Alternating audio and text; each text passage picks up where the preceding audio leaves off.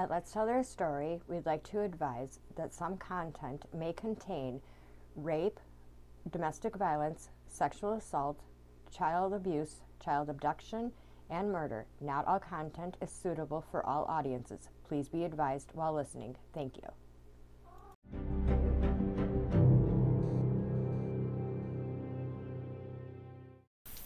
Well, hello, my beautiful people. I'm going to jump right in today, as there's a lot to talk about with this case. It's big. It's old-timey. It's got scandals. It's got affairs. It's got politics. Guess what it doesn't have? Yep, that's right. Murder. But there is death. Sorry. Couldn't go without that. We are telling stories here. Like I said in last week's, there's going to be changes, so it's not always going to be what I was doing last year. I'm trying to expand my horizons on different stories throughout history that need to be told. I do want to try to stick more to the murder, suspicious deaths and stuff like that. I mean, as you know, I've thrown a few serial killers here and there.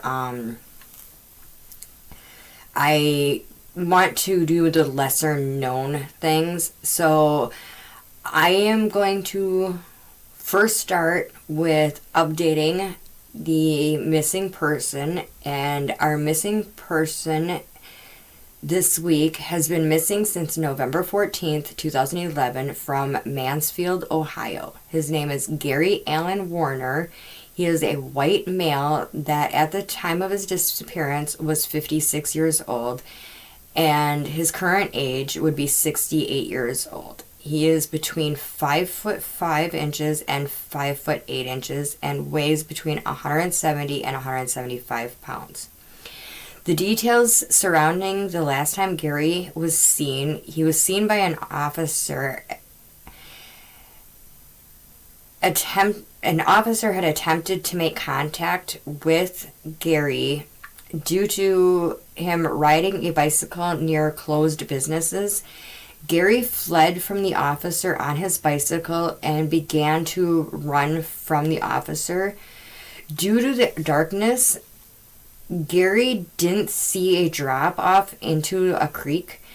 The creek was above normal levels due to the recent rains that year. The officer heard Gary yell for help but was unable to see or locate him. Gary has long brown hair, hazel eyes, and wears glasses. Gary has a scar on his right hand and 2 tattoos, one on his left forearm and one on his right upper arm. Gary was last seen wearing dark-colored sweatpants and a dark-colored hoodie. Any possible information on Gary Allen Warner, please contact Lieutenant Robert Skropitz with the Mansfield City Police at 412-522-1234, case number 11-034404. Now let's get into the case and what you really came here for. Unless you've been living under a rock for the last few years, we've all heard the slogan, "Make America Great Again." But Trump wasn't the first one to have a slogan, and one that was very similar to Trump's slogan. How many of us have heard the slogan, return to normalcy? No? Yeah, I hadn't either until I started to research this case. The oldest of 6 children born to George and Phoebe Harding, Warren G. Harding was born on November 2nd, 1865 in Blooming Grove, Ohio. Warren had a picture-perfect childhood. Both of his parents held medical licenses, which was very seldom heard of for women at the time, but with Phoebe's experience as a midwife and then assisting of her husband George, she was granted a license. When Warren was just 10 years old, the family moved to the small Ohio village of Caledonia. This would be where Warren attended a one-room schoolhouse. He learned to read, write, and spell from the McGuffey's readers. At just 14, Warren entered Ohio Central College. Not only did he achieve some distinctions for editing the campus newspaper, but also by the time Warren was 17, he had graduated with a Bachelor's of Science degree in 1887. After he graduated, he was a teacher in a country schoolhouse outside Marion, Ohio for a year. Then he tried his hand at law, insurance, and journalism for the local newspaper. He seemed to have found his knack in the journalism department because in 1887, along with two of his friends, they bought a local dying newspaper for $300, which is equivalent to just over $9,000 in 2023. Over the next 5 years, Warren and his friends had some moderate success in renewing the Marion Star newspaper. While he was running the newspaper, he would meet his future wife, Florence Mabel Kling DeWolf.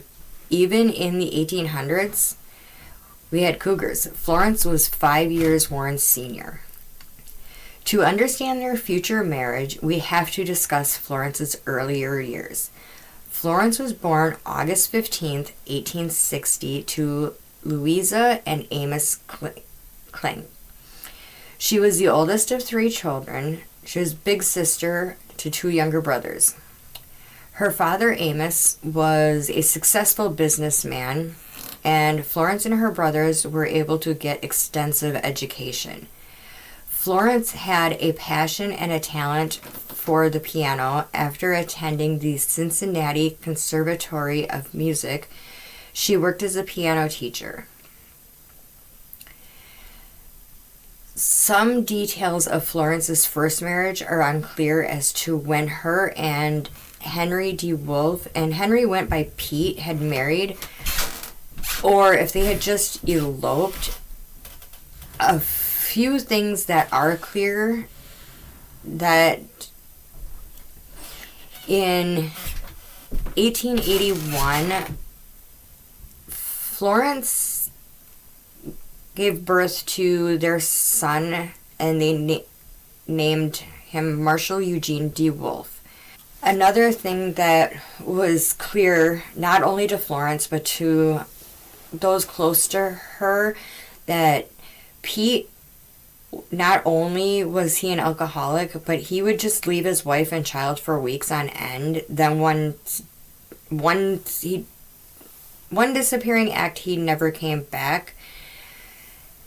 When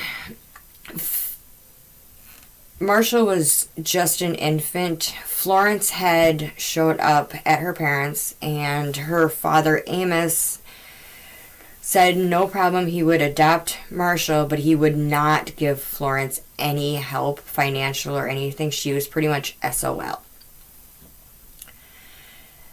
In 1886, Florence was able to divorce Pete, and she continued on as a piano teacher, and Marshall was pretty much raised by his grandparents, Amos and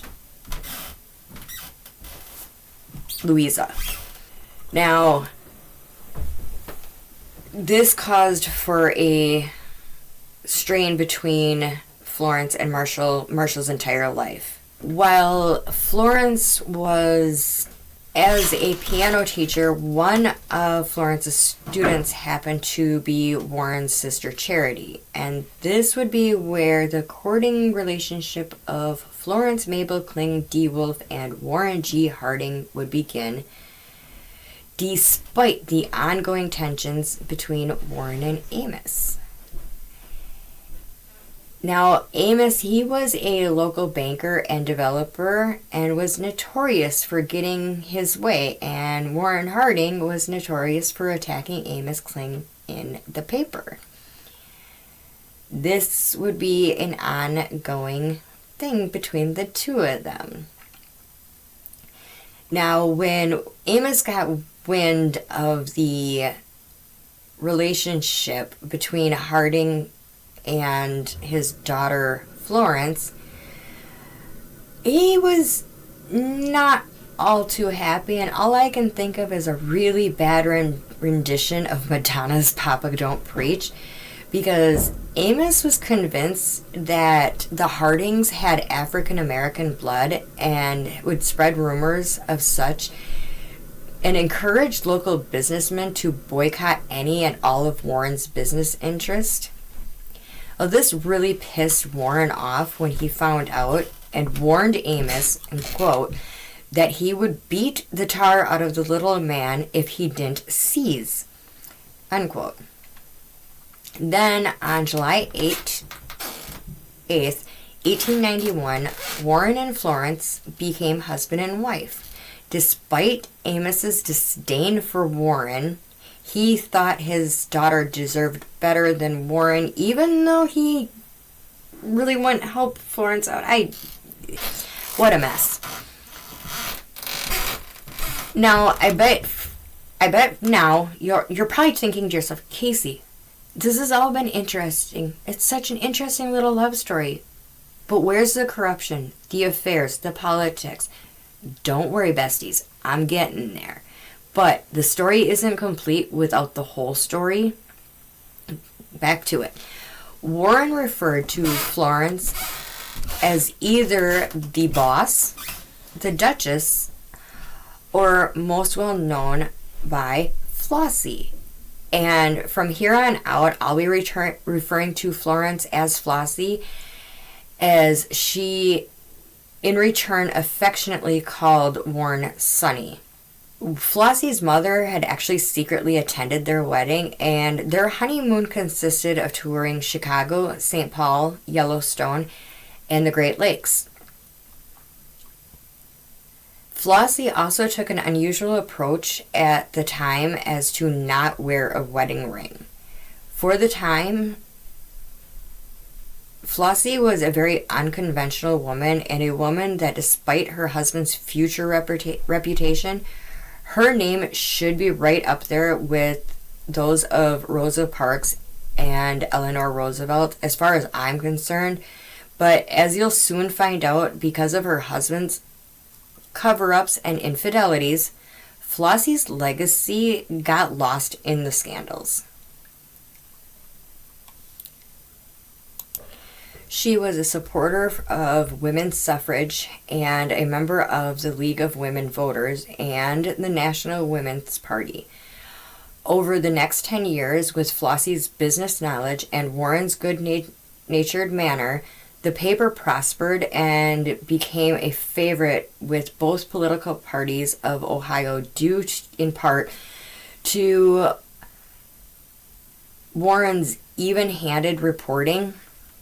His employees respected the fact that Warren was willing to share company profits with them, and in his entire career, he never once fired a single employee.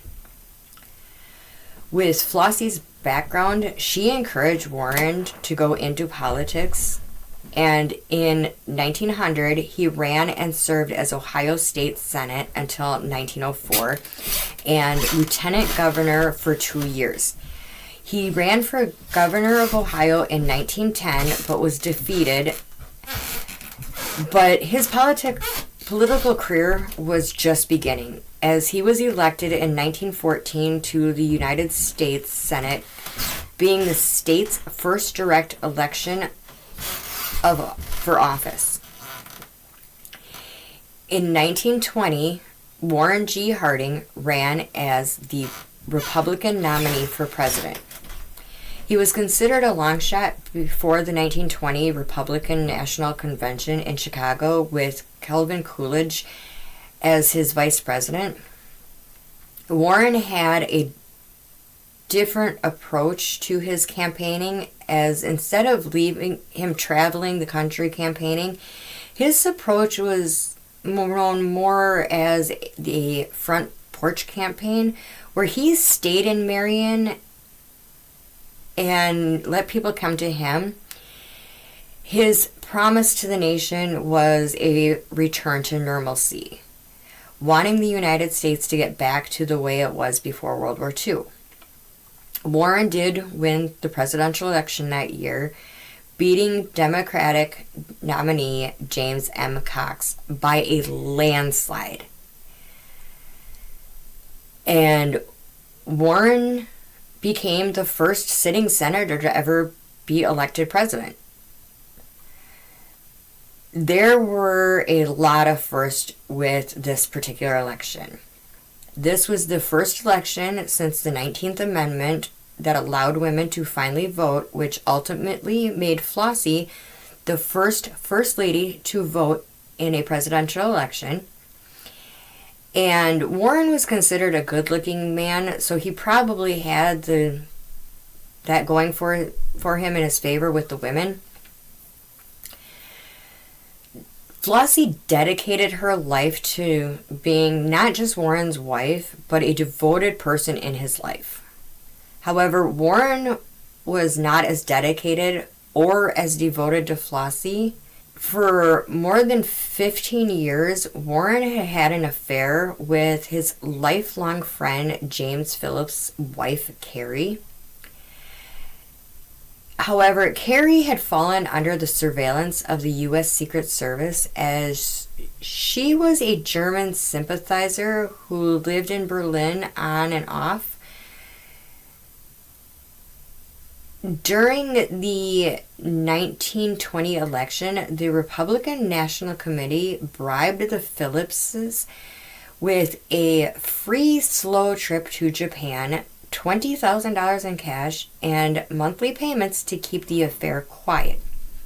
Since Carrie had tried to blackmail Warren into voting against a declaration of war on Germany.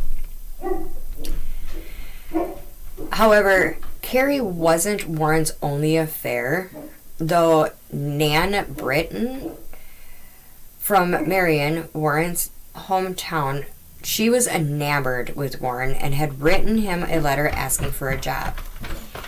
He had set her up with a clerical position at the U.S. Steel Corporation in Washington, D.C. in October of 1919.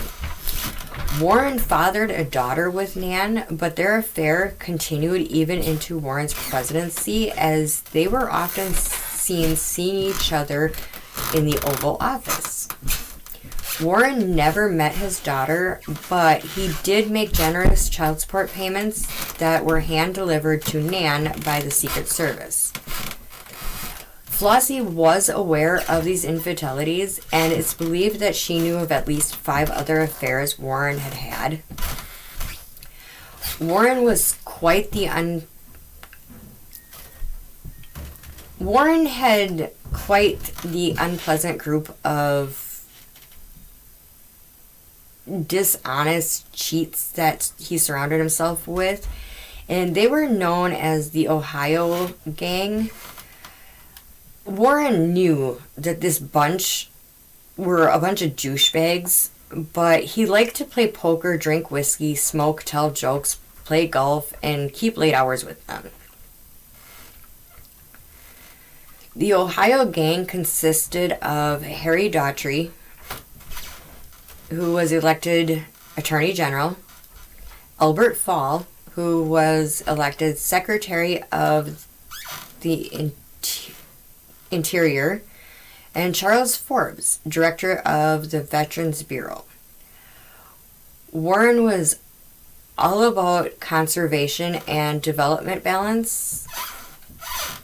When Albert Fall was appointed the Secretary of Interior in 1921, he charmed and convinced Warren that the oversight of the petroleum reserves belonged in the Interior Department rather than the Navy.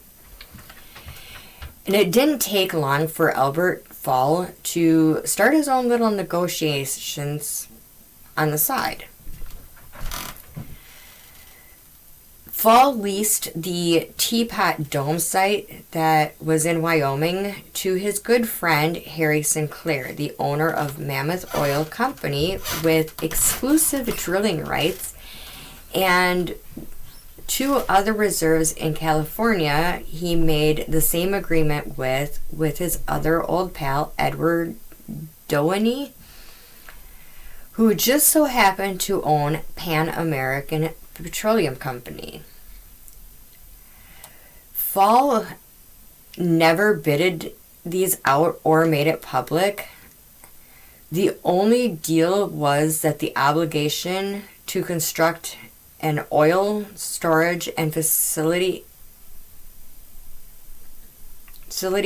at the naval base in Pearl Harbor, Hawaii, and to build the pipeline from Wyoming to Kansas City. Albert Fall was making a pretty penny off this negotiation. In April of 2020, local Wyoming oilmen noticed Sinclair logo trucks hauling equipment up to Teapot Dome.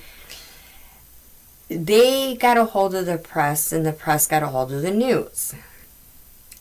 They were pretty much paid off to make it not public knowledge. However, some of the public knowledge got to James G. Darden, who claimed that he had first dibs on the Teapot Dome before Albert Fall had leased it to Sinclair. Well, Albert had convinced Warren to dispatch the U.S. Marines to Teapot Dome to halt any efforts that Darden had to drill at the site. The Denver Post had publicized the incident and made threats of more editorial unless Sinclair paid them and another man that felt cheated out of the Teapot Dome $1 million. Now, we've got that. There's a few. I'm going to try and jump right into these because there will be some consequences to a few of these political douchebags. Daughtry, he refused to hand over records to the Senate committee investigation of alien property transfers. So Daughtry knew what Albert Fall was doing, and with the publications that were publicized, it did go into the law. So Daughtry, he was tried twice for defrauding the government, but both times he was acquitted. Albert Fall was found guilty of accepting bribes from Doheny, but Doheny was acquitted of paying bribes to Fall. How does that work, where you're found guilty of accepting them, but you're not found guilty to paying them? Due to Doheny basically had said that they were just loans. And Sinclair, he would serve 6 months in jail for jury tampering. While Warren G. Harding wasn't directly involved in these scandals, his reputation was ruined. And if only Warren would have had the ability once in a while to say no, maybe things would have gone differently. However, his scandals would continue throughout the years. While the dust was settling from the Teapot Dome scandal, Warren and Flossie went on what was to be known as a world tour. They became the first to visit Alaska while in office. And on August 2nd, 1923, Warren Harding died in a San Francisco hotel of an apparent heart attack. Some allegations allege that Flossie actually poisoned Warren, as with the Teapot Dome scandals, she was worried that Warren's infidelities would come to the public. And this was only exacerbated by the fact that Flossie refused to have an autopsy done on Warren, even though one day, not too long after, the affairs would come to light. And that would be thanks to Nan Britton. After Warren's death, remember those child support payments that the Secret Service hand-delivered to Nan? Well, Flossie wasn't going to continue those payments. Kind of don't blame her.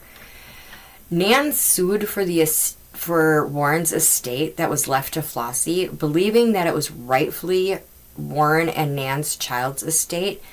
But she lost the case, and when she lost the case, she wrote a tell-all book and made a good profit off the book. And then in 1964, over 250 love letters that Warren had wrote to Carrie Phillips were discovered, and this only helped Nan Britton's own claims of Warren's affairs. The Hardings were a presidential couple with many firsts that helped change the country. There are a few that I didn't mention because I wasn't exactly sure where to put them in throughout the episode, but I'm going to put them in right now.